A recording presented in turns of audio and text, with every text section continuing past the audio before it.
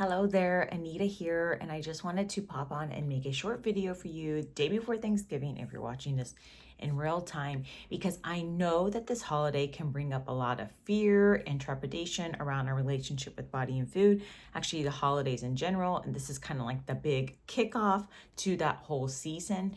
So what I wanted to give you was a quick video with 3 key tips that can start to shift how you think about it so you can have more pleasure, peace, and nourishment during this holiday and as we enter the holiday season.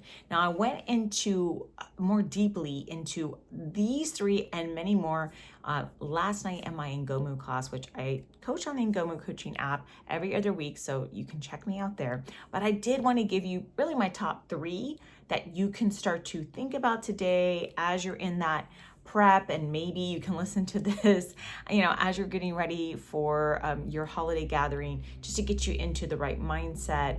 And well, let's just get into it. Enough teasing. All right, let's talk about the first one. Now, the first one might seem very obvious, my friend, but it's one that gets overlooked, and that is to give yourself full permission to enjoy the food at your gathering. Now, you might say, that is not revolutionary.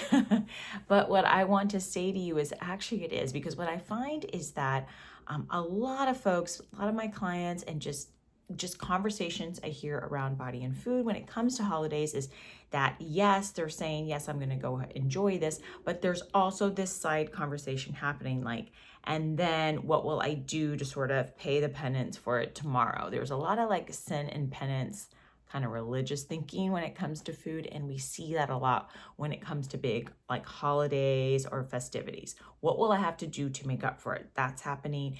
Or they're like, oh my gosh, I'm so excited about this meal, but oh my gosh, how many calories is this? How many macros? Whatever the inner conversation might be. And so what's happening is that we're there with the food, but we're not really there with the food. We're not really enjoying the moment. Instead, we're in inner conversation that's usually a lot of negative self-talk, a lot of guilt, a lot of grief, a lot of how do I have to make up for this indulgence kind of thinking. And so we're not really there. Now, I've said this before, but I'll say it again. It's worth sharing again, that when we go into that kind of fear thinking around food, anxiety around it, then we actually dull our pleasure centers. And so what happens is that we need twice as much to get those pleasure hits, because the pleasure receptors get dull by all of the anxiety, fear, and stress that's really caused. So deep breath, allow yourself to enjoy the meal, allow yourself to enjoy the celebration. You're going to get a lot more fulfillment from it, and you might surprise yourself that you may not need as much as you think. Okay, second thing I want to say is there are these 2 kind of big myths that I want you to avoid when entering your holiday gathering. The first one is that you need to quote unquote fill up before you go. I've heard this one for years. I used to do this one myself many years ago, where you're told to like fill up on carrots or a big salad or all of these things, so there's not as much physical space in your stomach, and therefore you won't quote unquote overeat. This is absolutely ridiculous. The whole point of the gathering is, again, back to point number 1, to enjoy the celebration and to enjoy the food, not to not have any space physically or even emotionally to enjoy said gathering, okay? So please do not do that. You don't need to. It's already in a punishing mentality. It's already telling yourself, it's already enforcing a belief that you don't get to enjoy it. And we are trying to move away from that and give yourself permission to enjoy your gatherings, to enjoy food. The second one, though, that's sort of like on the opposite end, and it's also very toxic, is to not allow yourself to eat until the gathering. Like, you have to quote unquote save up, both stomach space, calories, macros, all of this stuff, points, whatever it is you're counting at that point, if you're doing some kind of diet, until the gathering. And I do not want you to do this either, because the whole point here is if we're trying to change our relationship with body and food, we have to really change how we see it. And both of these kind of thinking is setting up this dichotomy with food of good versus bad, what you are allowed to have versus what you're not. And so you're not really changing the foundational beliefs that you have around body and food. So instead of that, I want you to get up, nourish yourself, make sure that your blood sugar is nice and stable, that your body feels well taken care of as you enter the holiday gathering, as you go there. And then from there, you can start to make choices about what sounds appetizing, what looks good to you, and eat from that place where you're not either undernourished or already trying to quote unquote sort of overfill so you don't eat at the celebration. Both of these are very toxic ways of thinking about food. At the fundamental level, remember that this, even though it's an exciting meal and there's food that we don't get to often have because it's just obviously not readily available all the time. Maybe it's something a family member makes only once or twice a year, or just it's more seasonally available at that time. There is an excitement to it, and there is a specialness to it, and there should be. But also just remember, you can always have more later. You don't need to get into this all or nothing thinking. Be there, be present. Now, the third and final point I want to make today, and then we're going to wrap this up and let you get to your holiday prep or your holiday gathering, is to be in a place where you can be emotionally prepared for what is about to happen at this holiday.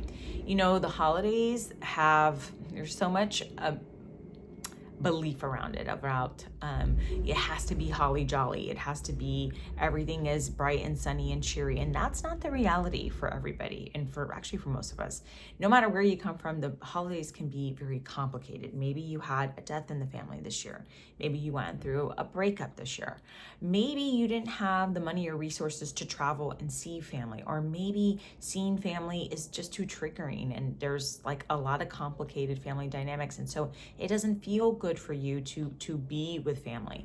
Maybe you're in a position where you can't connect, you're totally somewhere different, and you can't be with anybody that's in your friend or family group. There's a whole kind of host of reasons of why the holidays can be complicated. And so I just want to give you permission to honor that. The more that you can honor your feelings that you're really authentically having about this gathering, about this holiday, then the more that you're going to be embodied and be able to make embodied choices around what you're eating and drinking and what you are doing at said celebration. So this is all about setting up boundaries, my friend. It might be saying no to certain obligations, no to certain gatherings, no to certain people, not letting people kind of bully you around what you should eat or what you should drink.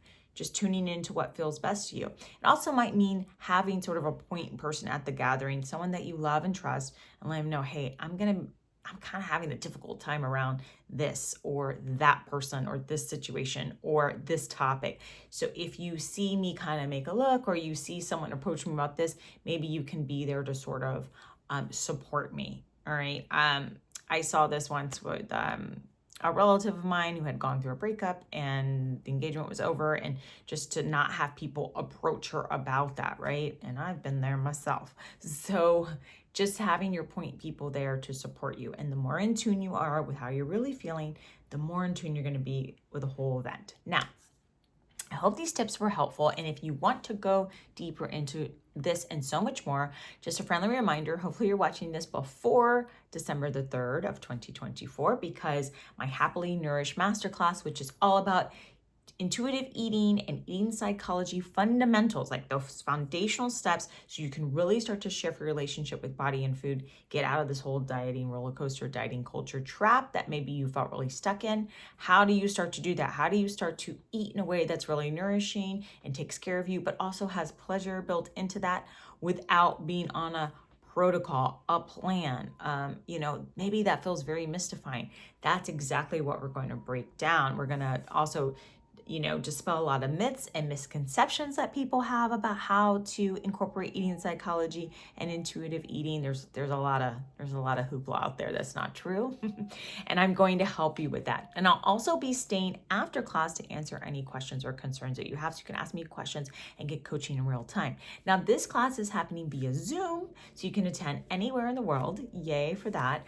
And it's from 5:30 to 7:30 Pacific Standard Time. But if you cannot attend live, you can still sign up. It's going to be available for infinite replay, so you can watch this as many times as you need. And actually, I encourage that, because we have to hear things more than once, really, to really get it and change our beliefs and how we do body and food, how we go about that. And also, if you have a question, you know you're not going to be able to attend live, you can write me first and let me know, hey, this is a question I want answered. You can even tell me if you want to stay anonymous or if you want me to share your name so you know it's addressed to you. You can let me know all of those things. And it's going to be a safe, loving, and amazing environment. So so that you feel really good about asking the questions that are really burning for you and start to help you close out 2024 in a truly healthy and happy way and enter 2025 without all of the dieting nonsense. So that's what I got for you today. I hope these tips were helpful. Let me know if you have any other questions or concerns you'd like to see me make a video about or address. And also just want to say, in that first week of December, I've got some exciting things. I'm doing the Be More Days with the Ngomu coaching app. It's a live speaking event. I'll share links for that so you can sign up. It's a free event. On that Friday, you can catch me live in Culver City with an amazing author, Nikki Hart. We're going to be talking about her new book, Translating Love, and getting into a lot of juicy conversations about travel and pleasure and food as well in that. And then I have an upcoming live event that's going to be starting every month in December, but I'll tell you more about that later. But if you're in the LA area, stay tuned for that. Okay, I want to let you go. I've talked long enough. Have an amazing holiday. And remember, take good care of yourself. Do what feels aligned for you. Nourish yourself. Have fun. It's a short ride on this planet. Let's enjoy our lives and not get stressed about food. Your body's really wise and your body can handle it. You don't need to be so tight and worried about it. Have some fun. Enjoy your people and love on yourself. Okay, that's it for now. Bye.